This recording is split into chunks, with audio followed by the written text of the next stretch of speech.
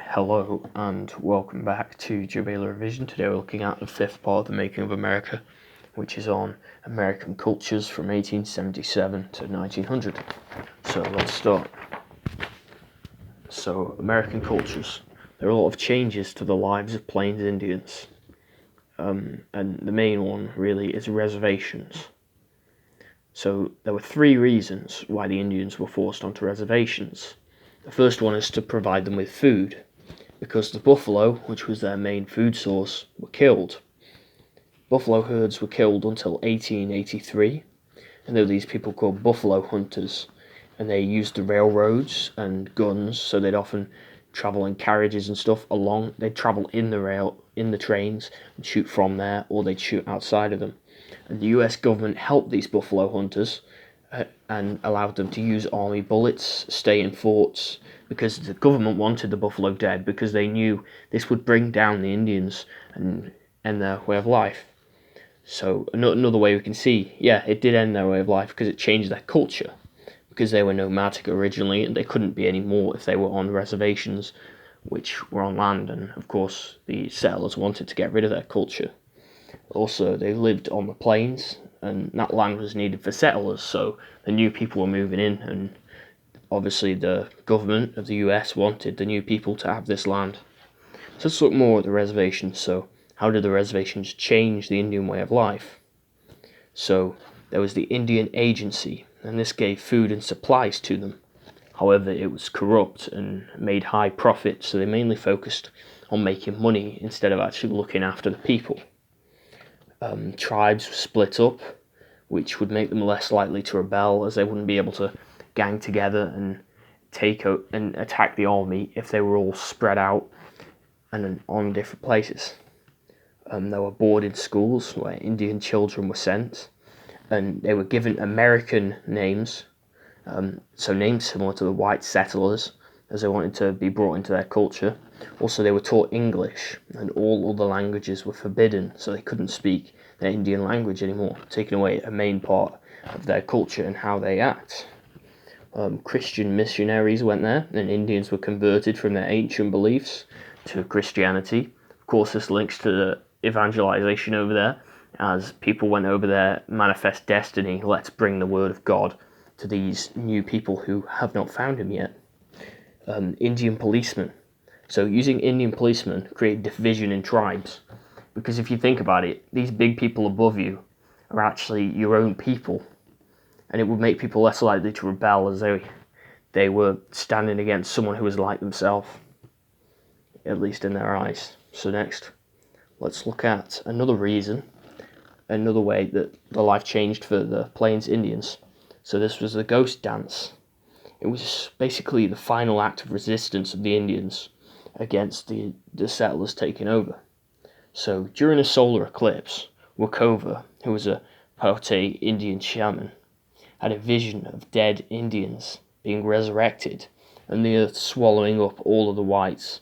And he had this vision on the 1st of January 1889. Happy New Year, everyone. And the Wounded Knee Massacre happened because of this in 1890, because it was to stop the ghost dance movement. The Lakota Indians were ordered by the US Army to go to Wounded Knee Creek, and the US 7th Cavalry encircled the Indian camp there and set up machine guns. The next day, fights began, and 150 to 300 Indians were massacred, and ghost dancers and other resistance stopped for many years, so this really shut them down a lot because they were attacked there. So that was their response from the government. And basically he spread the idea of the ghost dance ceremony, which would reunite Indians with the spirits of the dead, give them power to fight the US Army, and it linked to their ancient Indian beliefs, which the US tried to eradicate. So that's why they really saw it as such a threat and responded in such a violent way. So next, let's look at our next part of American cultures, changes to the lives of African Americans from 1877 to 1900. So first we got the economic changes. So exodusters used the Homestead Act to move west and farm their own land. And this included ex-slaves. So in 1880, Kansas had 15,000 black citizens, and they had their own land and could make a lot of money, and it was good for them. Many African Americans moved north to work in factories. However, this was a bad thing, as they were less likely to be employed than white workers, as then the companies would see them as worse and not want to employ them. Booker T. Washington set up a school for black students, and it helped them learn practical skills. He also set up a business league to help businesses run by black people. So yeah, if people set up a business, he would help them. And also, if they had practical skills, they were more likely to get jobs, even though they were less likely to be employed. It would help them stand a fighting chance in this world. Many black Americans had to work as sharecroppers in the South, which was a bad thing. They were employed by ex-slave owners who would obviously have strong opinions against them, and they were paid badly, as sharecroppers had to have a large amount of their crops and money taken away from them every month as they were allowed to stay on the land. By 1900, America had 23,866 black teachers, 417 black doctors, and 300 black lawyers. And these were professions with a good reputation and high-paying jobs, which means that some people did manage to reach high positions despite the many bad things they faced, which was a good thing. So next we've got social changes. So the Jim Crow laws were introduced, which encouraged racial segregation. So black and white people were kept apart in public places due to this. White schools received 10 times the amount of funding given to black schools, so this was bad as it gave them less opportunities in life as they weren't getting as good of an education, especially considering it's from the government, so it shows that people from high up don't want them to do well. By 1900, there were 26 black bishops, and this was a positive thing as the black churches brought communities together and made them feel better and work together, which was good. In the South, land owned by African Americans tripled. This was very good, as they could now own land, and they owned a lot of it. In the North, black workers had to live in poor neighbourhoods with low quality housing, which is a bad thing, as this would have a negative impact on the quality of their life. Between 1865 and 1893, over 100 major books and 206 journal articles were published by black authors. This also shows that they were allowed to gain a lot more skills in this time, and it's very good. Yeah. There were educated northern black elite like William Du Bois, and he had a lot of money and went to a prestigious university. So it showed that, some people managed to break out of that and get higher in society. So that's a good thing. So next we've got political changes. So the KKK still had a strong influence in the South, which was a bad thing, as they would often harass and attack the black citizens.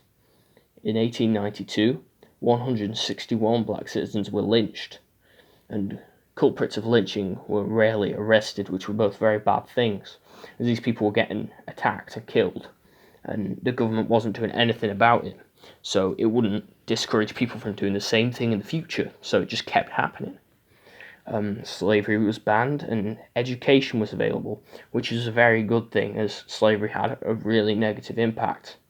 And also, even though over here we've discussed that education wasn't as good, they still had education in the first place, so would be able to read and write and that sort of thing. However, the adults who'd already grown up, they couldn't necessarily read and write because they'd been on the plantation their entire life. So when literacy tests were brought in and they were needed to vote, many black citizens couldn't vote in the South, and this would have a negative impact as they wouldn't be able to vote on who they wanted to be their representative in Congress, so they wouldn't be able to push their own rights. So next, let's look at our next thing, which is the growth of cities from 1877 to 1900. So one major contributor to the growth of cities was mass migration from Europe in this time. So Poles, Hungarians, Italians, and Eastern European Jews all left their countries due to famine, war, or discrimination, and they arrived to the US on ships, staying in bad conditions below decks. The poor were processed at immigration stations such as Ellis Island, and at this place they went through medical and legal examinations to check they could be here. So because of that, 2% were sent back for being diseased or being criminals. And it wasn't so good being an immigrant in the US, as they faced a lot of discrimination based upon their race and religion. And immigrants mostly lived in slum areas, often with high crime rates due to their poverty, and it would be a lot more dangerous for them to live there. Child immigrants were at risk of having to work as families were poor, and child labour was kind of accepted in this time. So the growth of cities also links to the population, as if we look at Chicago, in 1833 Chicago had 200 citizens. In 1870 it had 300,000 citizens, and in 1900 it had 1.5 million citizens.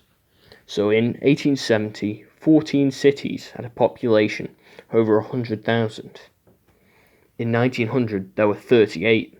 So we can see this is a rapidly increasing number of people in these places. It's going up by so much.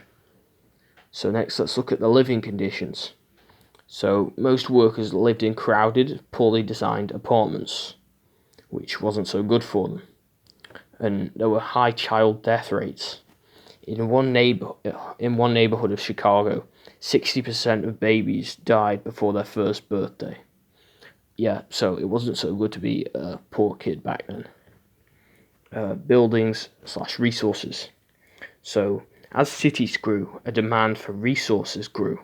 So yeah, that created many jobs in manufacturing and transport, as we needed to get a lot of these resources, build things out of them, and pass them around, travel them around. And these resources included iron, steel, copper, and coal. The first steel-frame skyscraper was made in Chicago in 1884. And this really proves us how many resources must have been used for that, show how there was such a great increase, because they never had a building on that scale before. So next, there is the impact of business and corporations. So corporations were very different from other companies in many ways. They were much larger, and they were run by a president and had many shareholders. Many corporations earned a monopoly over a certain type of business, as they would simply purchase all the competitors. And this wasn't so good, as they could just set prices as high as they want for everything. So, showing us how companies turned into corporations. In 1850, the US had 5,300 manufacturing firms, and by 1900, these were absorbed together into only 334 corporations. So, all these businesses were getting bought up by larger businesses and turning into one until this happened. So, an example of something that happened in a corporation company, in 1892, there was a pay dispute at Carnegie's Homestead Steel Company, and 7 striking workers were killed in violence. So, of course, the workers wouldn't be there. So, because of this, immigrant workers were paid to replace them. And this is usually the sort of thing that would happen in these situations. They would just pay the immigrants whenever anyone else wouldn't turn up or anyone else would strike. They would just pay them for that time, and then they'd just go back to employing the same people they did before. So many of the big businesses were bonanza farms and ranches. So they were large businesses set up large farms and ranches. And they had the best access to water and land because of how big they were, and also railroad links. Homesteaders just couldn't compete with this sort of thing. So they had to work on larger farms owned by others or move to the city, as their way of life wasn't sustainable anymore when they're competing with bonanza farms and ranches. The growth of bonanza ranches has caused much more meat to be produced, so it lowered the sale price of beef and made small ranches unsustainable. As I said, the people had to leave the ranches and mainly get jobs in the cities, which would of course increase the population. Owners of bonanza ranches bought out smaller ranches as well, similar to the way that larger corporations bought out businesses. By 1900, all western ranches were owned by only a handful of people. So all of that wealth was going to a few people instead of the many people it would have sustained before. And everyone else before now had to work for other people instead of working for themselves on their own property. So that was the making of American cultures from 1877 to 1900. Thank you for watching, and goodbye.